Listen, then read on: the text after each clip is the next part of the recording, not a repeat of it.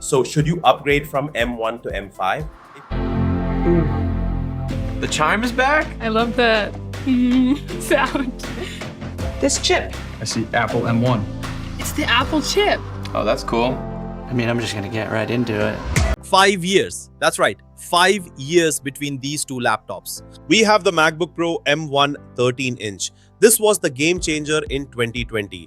It features an 8-core CPU, an 8-core GPU, 8 gigs of RAM and a 512 gig SSD. The brand new MacBook Pro M5 14-inch. This powerhouse boasts a 10-core CPU, a 10-core GPU, 32 gigs of RAM and a 1 terabyte SSD. Both belong to the same family and carry the Pro badge. But one is powered by technology from a time before ChatGPT existed, while the other is equipped with AI accelerators in every single GPU core. Today, we are diving deep into the details: design, hardware, AI performance, gaming, code compilation, and real-world applications.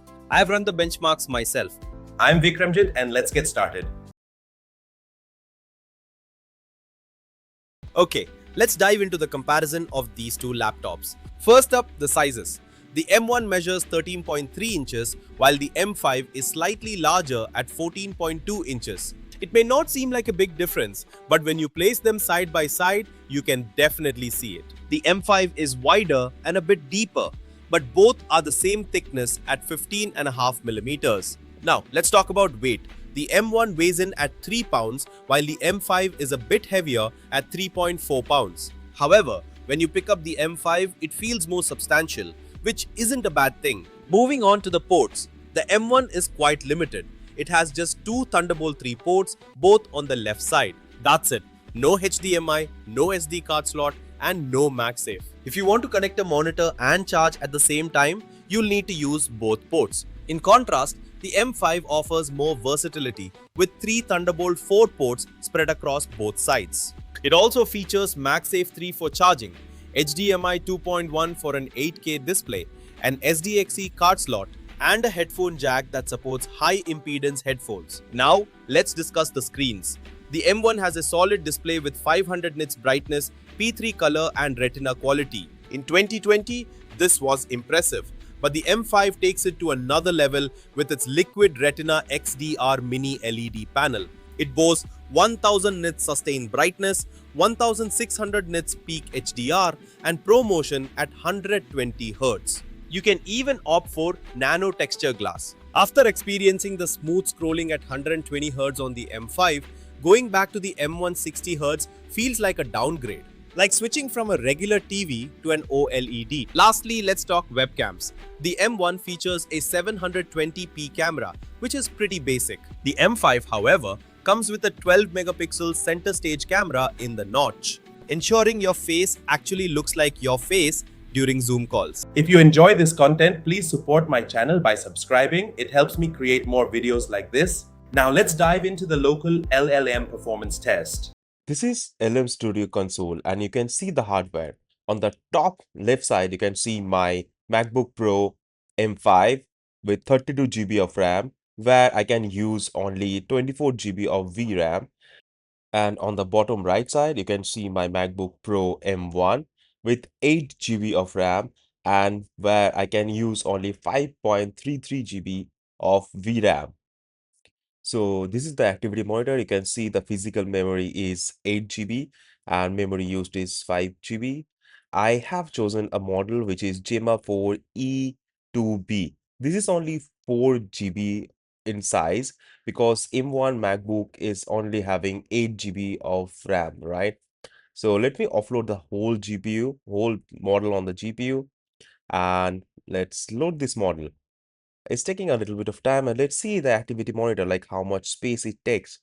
So you can see it's almost done, and yep, now you can see the memory is getting used around 7 GB, right? And we have a swap memory also, swap to use around 1 GB. So let's give it a prompt, the best prompt ever, hi. So it's a thinking model. It's taking a little bit of time to generate a response, and it's generated. Now you can see we have 26.23 tokens per second. Let's give it a big prompt. Let's see how much time it takes and how many tokens it generates per second. So it's pretty fast, you can see. So you can see it's doing pretty fast, and the swap memory is now at 1.11 GB. It's answering, it's giving the answer, and we have a token generation of 26.14 token per second, which is pretty good, which is pretty good. Now we have MacBook Pro M5. This is having 32 GB of RAM, but I chose to load the same model I was running on M1 just because to see the token generation rate and how fast it is. You can see I have lots of model there loaded already. So if you want a full video of comparison of all local LLM, please comment down below. So let me open the activity monitor, and yeah, you can see the activity monitor is loaded. You can see my physical memory is 32 GB and the memory uses is around 20 GB right now. Let's say hi. Okay. And it's a thinking model, it takes time. Okay, it is 48.47 token per second.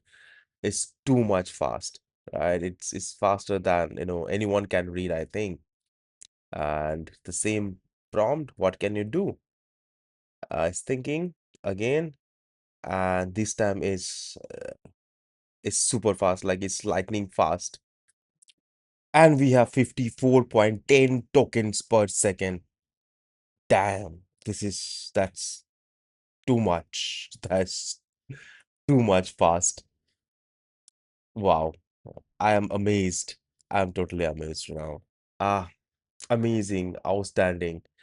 We also have, other models like Gemma 425B. We have Quen. We have Quen Coder. We have Gemma 431B. So we have many models downloaded on this laptop. If you want a full video of comparison of these local LLM models, uh, you can comment down below. We can do full coding review of these local LLM models, like what they can do and what they can achieve. Next, we'll look at the game test on the M5. Now you can see we can run GTA 5, which is running pretty cool, pretty nicely at 80, 85, 90 FPS. This game do not have native support, so we have to install crossover app to run this game. And here are other games which you can run on M5. This is Black Myth Wukong. You can see it's running pretty well and with playable FPS on 1080p low setting. You can run Ghost of Tsushima, which is also very much playable. We can run Hogwarts Legacy at 40-50 FPS. You can also run Last of Us. You can see we are having 60 FPS on Last of Us. We can also run Spider-Man, but there is a small error I'm facing on Spider-Man. You will be having some glitches. I don't know why. Maybe in future it will be fixed. But yeah, it is pretty playable. And here are DR2 with FSR on. You can see we can run it on 1080p at 60 FPS. Now the games with native support on Cyberpunk, we are getting 130 FPS at Full HD on low quality with FSR on. And when we turn on the Ultra, we are getting 70 to 80 FPS. This is huge. I've been using the M1 MacBook Pro with 8 gigabytes of RAM, and it's still a powerhouse.